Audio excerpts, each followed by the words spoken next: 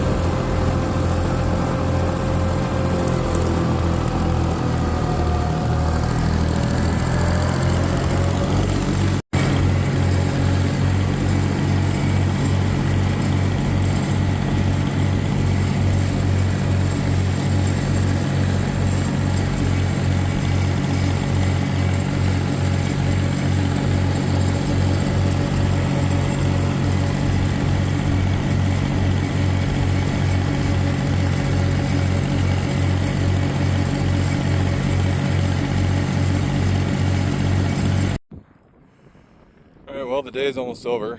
Finally got it all mowed, so it's looking pretty good right now. Almost a shame. I kind of want to keep it like this, but still got to get it worked in. Got my little tiller hooked up to the Yanmar, so it took a little adjusting, but I got it working all right. So, mixing this up pretty good. Get all that rye seed worked in and start breaking down. All in all, I think it's coming together pretty nice. So, take a little more work, a few more days, and we'll have the first steps done. So.